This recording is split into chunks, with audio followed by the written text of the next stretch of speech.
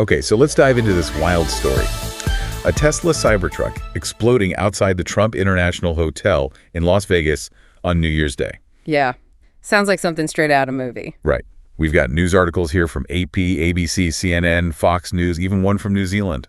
What? It's everywhere. Global news for sure. So our mission today is to try to unpack what exactly happened, why it even matters, and if this is connected at all to another crazy thing that happened that same day. Yeah, let's get into it. Okay, so it's early morning, January 1st, 2025, and this Cybertruck is just hanging out in the valet area of the Trump Hotel in Vegas. And from security footage, we can see the truck drove past the hotel about an hour before it exploded, then circled back around and stopped right out front. So not your typical valet move. No, not at all. It's strange. Definitely makes you wonder what the driver was thinking. Yeah, and then boom, huge explosion. A big one. Witnesses got some pretty intense footage of this massive plume of smoke just billowing up into the air. It's really kind of amazing. More people weren't hurt worse. Yeah, it's a miracle. Yeah.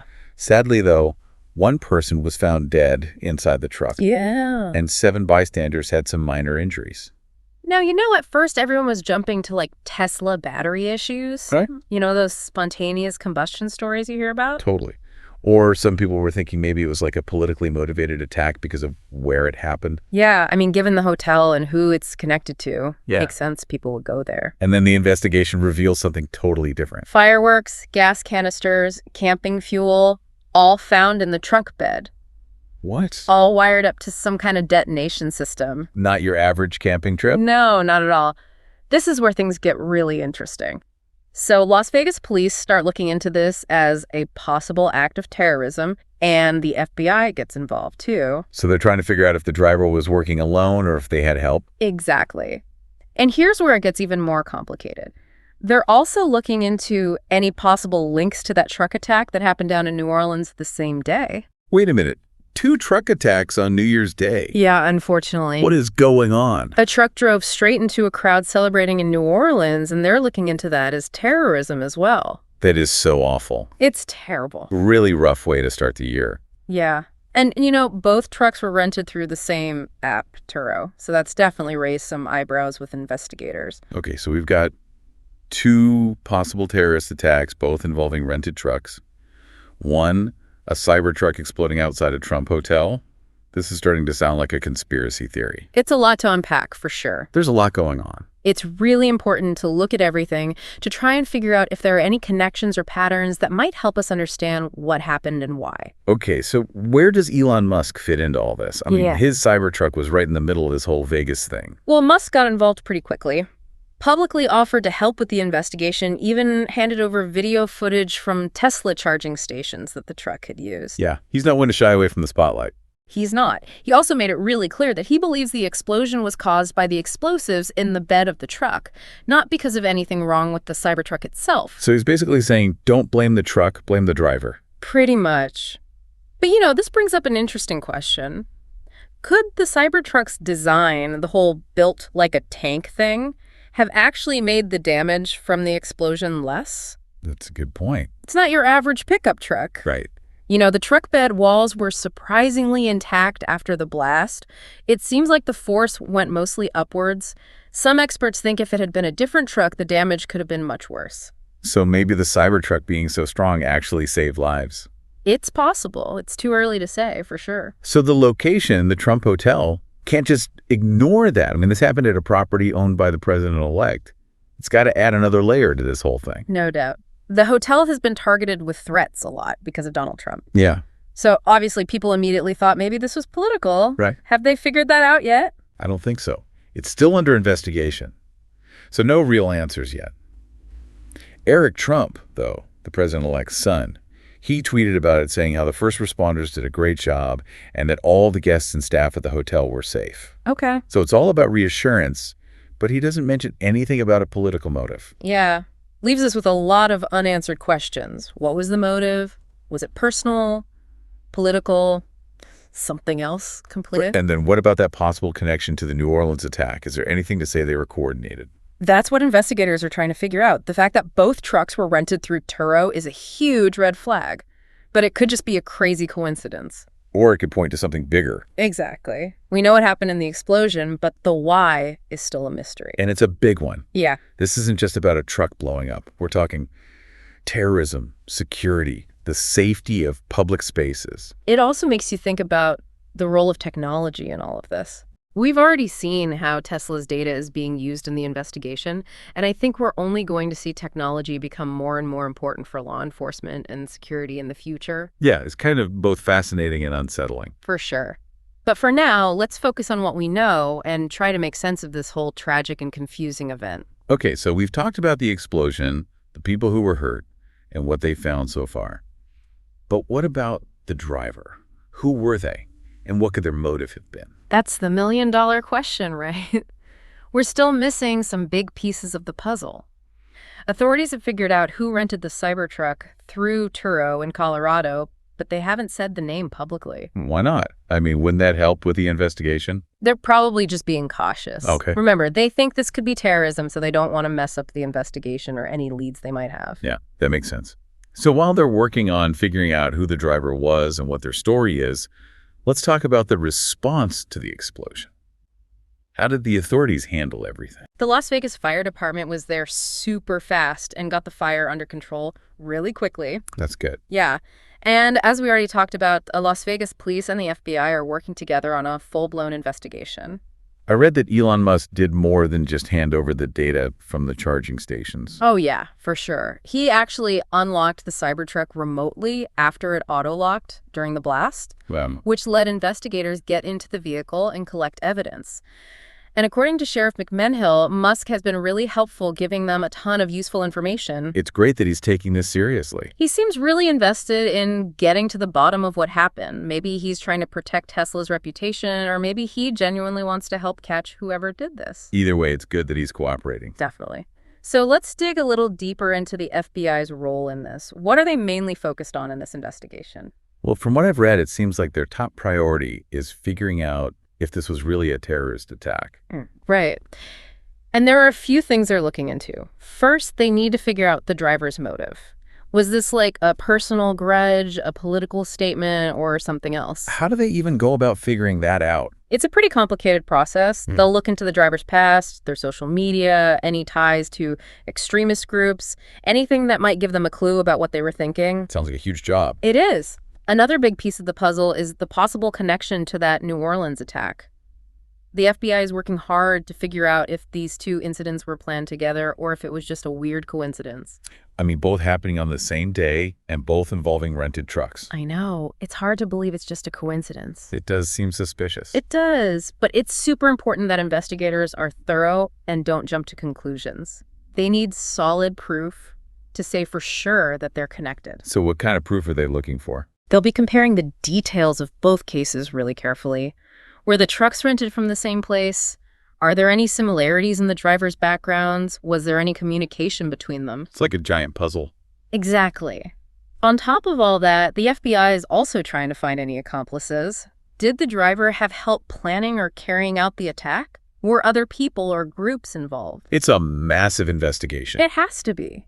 This wasn't just some random act of violence. This was planned. It ended up with someone dead and others hurt. And it happened at a really high-profile place with potential political fallout. Yeah, let's talk about that for a minute. This happened at a Trump hotel, and the president-elect is a very polarizing figure. Yeah. How has this impacted things politically? It's definitely thrown gasoline on an already burning fire. Yeah. The whole thing has been grabbed by both sides politically, with some using it to push their own agendas. So lots of finger-pointing and blaming going on. Pretty much. Some are saying it's the president-elect's fault and that his words have created so much hate and division that it led to this kind of violence. And then others are saying that's just a partisan attack. Exactly. It's a really delicate and politically charged situation. It's important to be careful and avoid making sweeping judgments. So how do we make sense of this politically? I think we need to separate what happened from all the political spin. This was a horrible act of violence, no matter what the motive was or what the attacker's political beliefs were. And the victims deserve our sympathy and support. Yeah, we should let political arguments overshadow the fact that people were hurt and killed. Exactly. And while it's natural to want answers and explanations, we got to be patient and let the investigation play out. The authorities are working hard to find the truth, and it's important we let them do their job without getting in the way. So we just wait for more information to come out. Pretty much. But in the meantime, we can still look at what we do know and try to understand the bigger picture. Okay, let's do that. We've talked about the explosion itself, the investigation, the political fallout. But what about the bigger picture? What does this say about the world we live in today? That's a really important question. I think this highlights some worrying trends we're seeing around the world. Like what? Well, for one thing, it shows the growing threat of domestic terrorism. Okay. We're seeing more and more attacks by people or small groups in their own countries, often driven by extreme beliefs or personal grudges.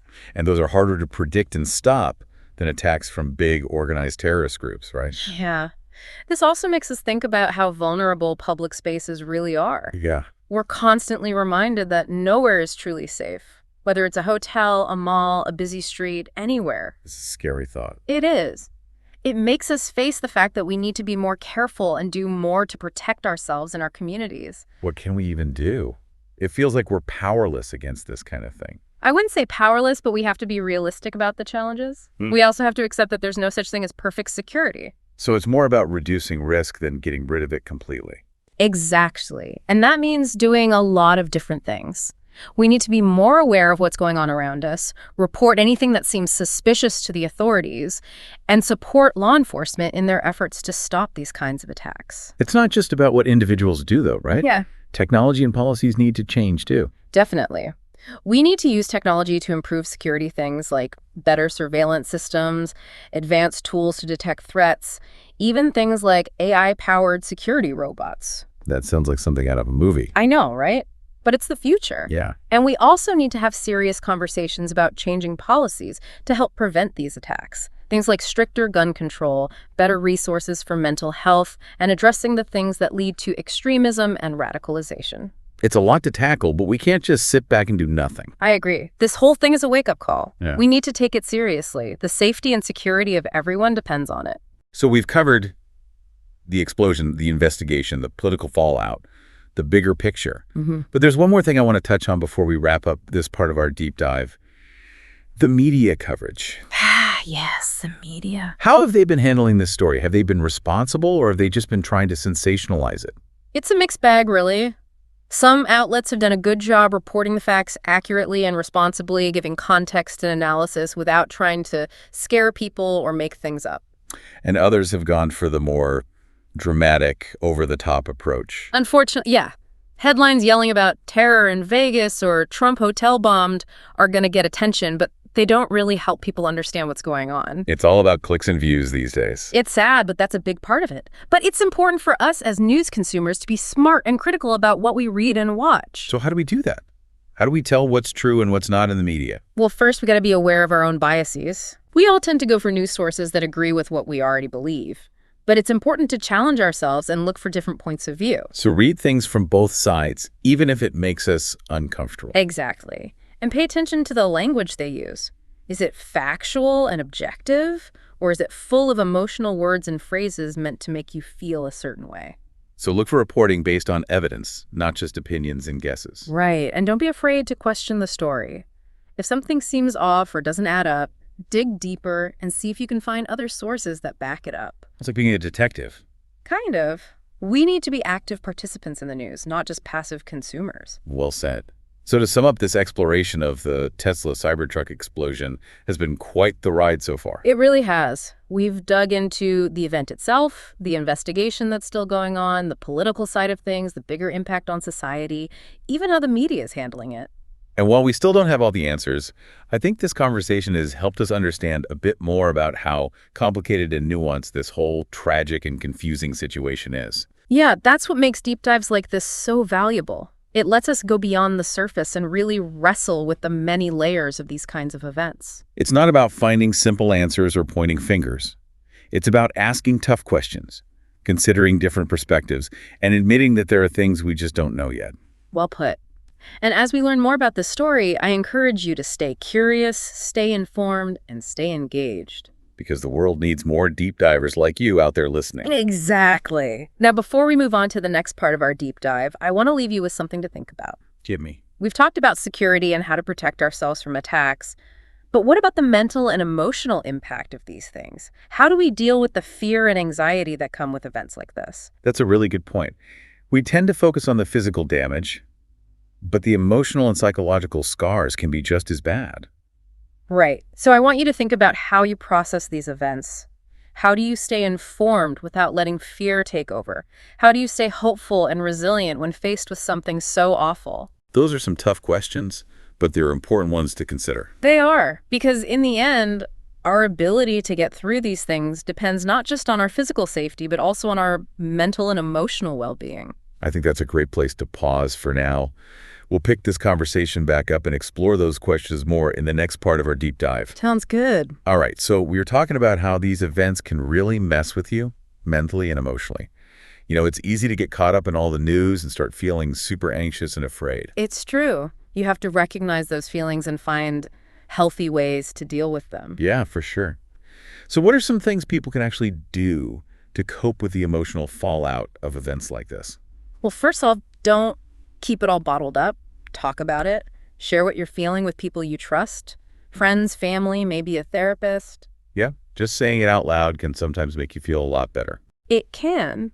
Another thing is to be careful about how much news you're taking in.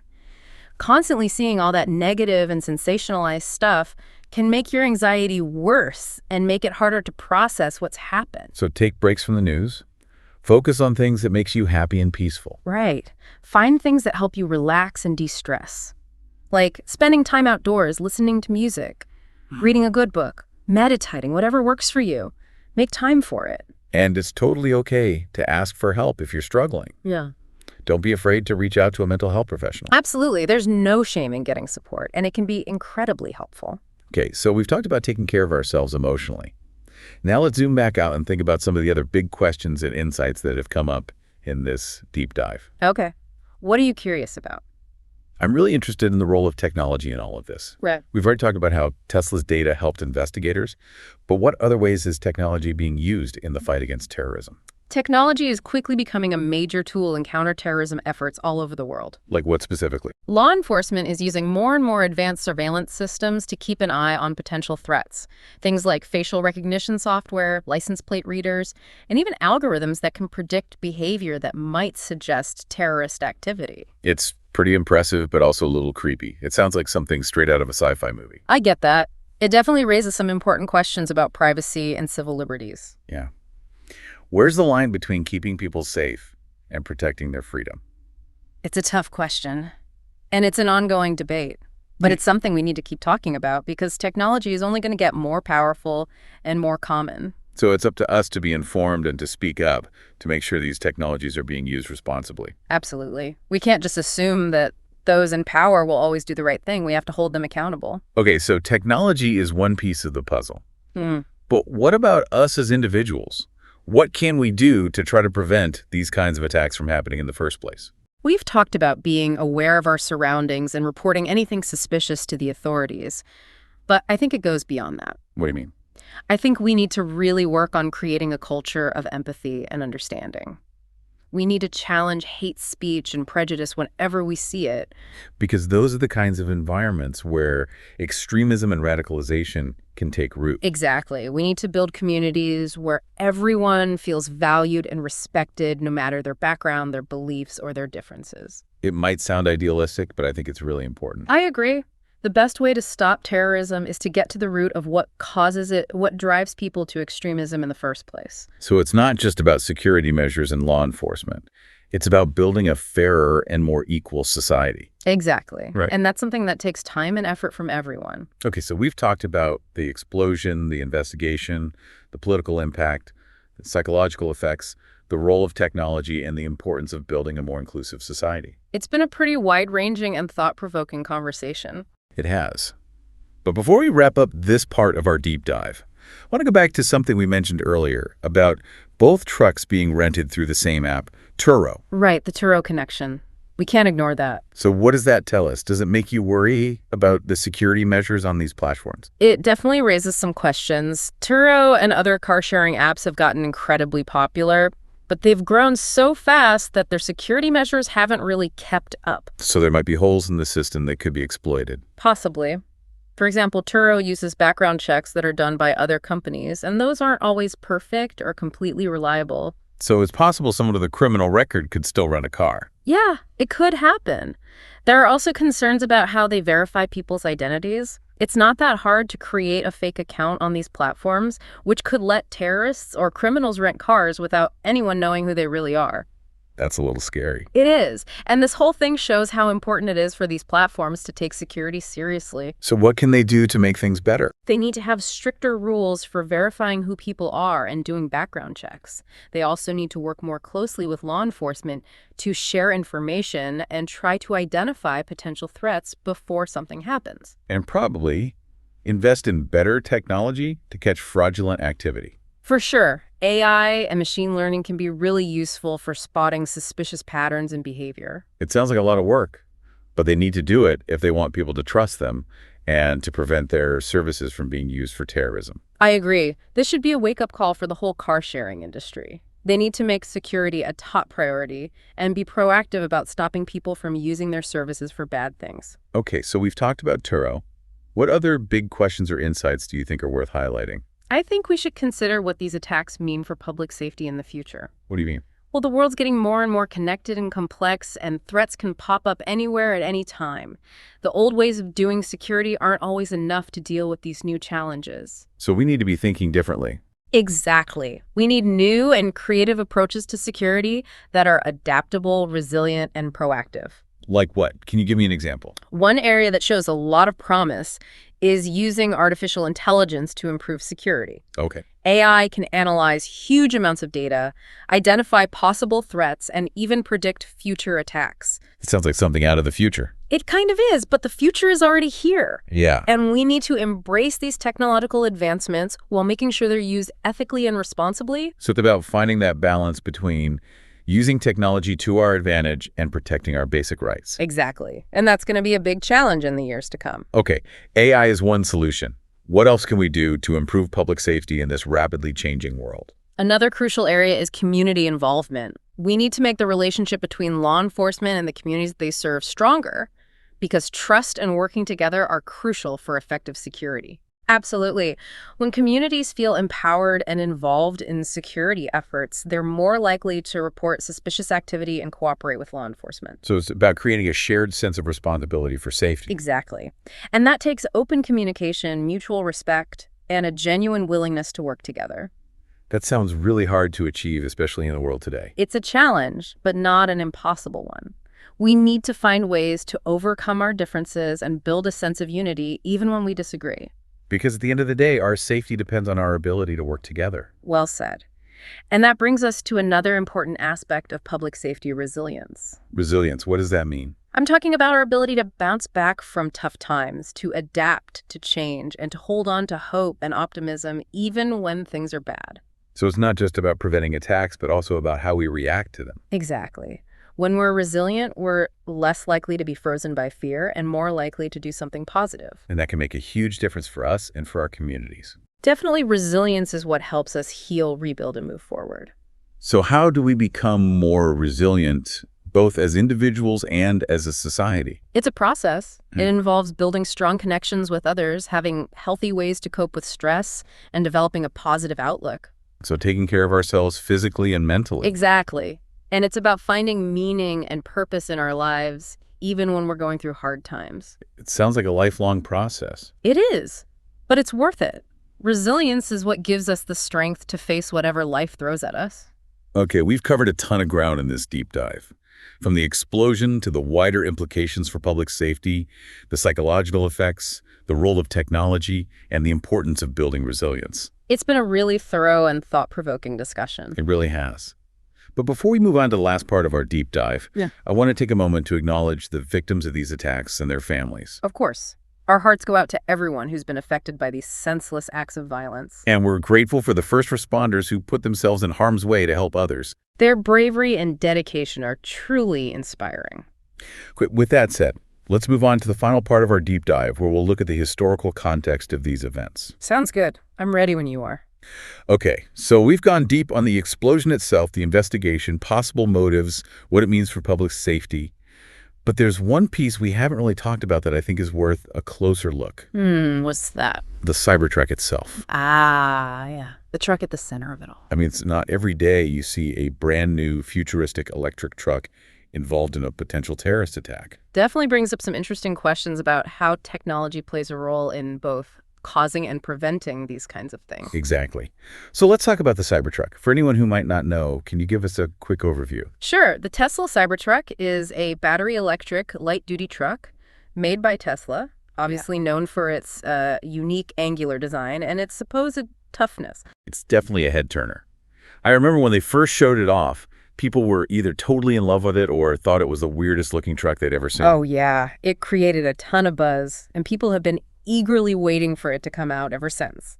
So how did this futuristic truck end up being used in a possible terrorist attack? Well, like we discussed earlier, it seems like the driver chose the Cybertruck on purpose, maybe because they saw it as a potential weapon. Because of its size and how much it weighs. Probably. But it's also important to remember that the Cybertruck is made from this ultra-hard, cold-rolled stainless steel. That's the same stuff they use in SpaceX rockets, right? That's right. And Tesla has really emphasized how tough the Cybertruck's exterior is, saying it can even withstand bullets. Wow. So the things that make the Cybertruck so unique and appealing might have also made it appealing to someone looking to cause as much damage as possible. It's a scary thought, but it shows how technological advances can have unexpected consequences. We like to think of technology as a force for good, but it can be used for bad things too. Absolutely.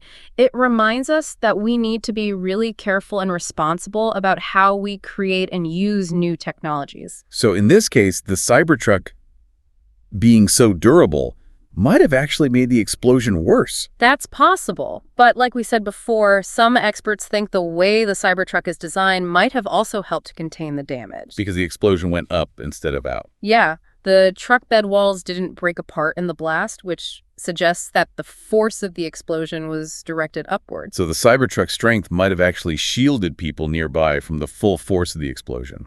It's an interesting idea, and it makes you think about how the design of vehicles and buildings could affect what happens in these kinds of attacks. Something for engineers and architects to consider. Definitely. And it shows how important it is for people from different fields to work together to solve complex security problems. Okay, so we've talked about the Cybertruck in this specific event. Yeah. But what about the bigger picture? How does this affect the future of transportation? Good question. I think we're only beginning to understand the full impact. As electric vehicles become more and more common, could we see more incidents like this? It's definitely possible. Electric vehicles have these big battery packs that store a lot of energy. And if those batteries get damaged or someone messes with them, it could be really dangerous. Right. So there's a worry that terrorists or criminals could target electric vehicles to cause explosions or disrupt transportation systems. So that's something we need to be aware of and find ways to prevent. Absolutely. And it shows how important it is to keep improving battery safety and security. Okay, electric vehicles have their own set of challenges. But what about other things happening in transportation? How are those affecting security? One of the biggest trends is the rise of self-driving cars. Yeah. And while they have the potential to be really great, they also bring new security risks. Like what? Well, they're complicated systems that rely on software and sensors, which could be hacked. So someone could theoretically take control of a self-driving car and use it as a weapon.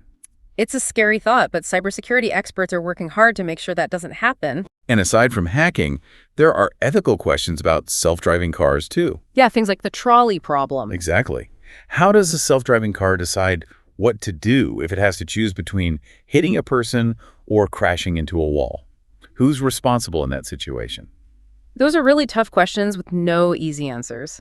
As self-driving cars become more common, we'll need to come up with clear rules and guidelines to deal with those ethical issues. Seems like the future of transportation is going to be both exciting and challenging. It definitely will.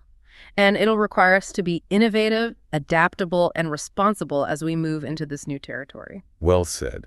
So to wrap up this deep dive, it's obvious that the Cybertruck explosion has brought up a lot of important questions about security, technology, and the future we're creating. It has. And even though we don't have all the answers, I think this conversation has highlighted some of the most important issues and challenges we're facing. It's been a really fascinating and thought-provoking discussion. It really has. And I hope it's encouraged you to stay curious, stay engaged, and stay aware. Because the world needs more people like you who are willing to dig deep and explore these complex issues. Absolutely. So until next time, stay safe, stay informed, and keep asking those important questions. And that's a wrap on this episode of The Deep Dive. We'll keep following this story and let you know if there are any updates. Thanks for joining us.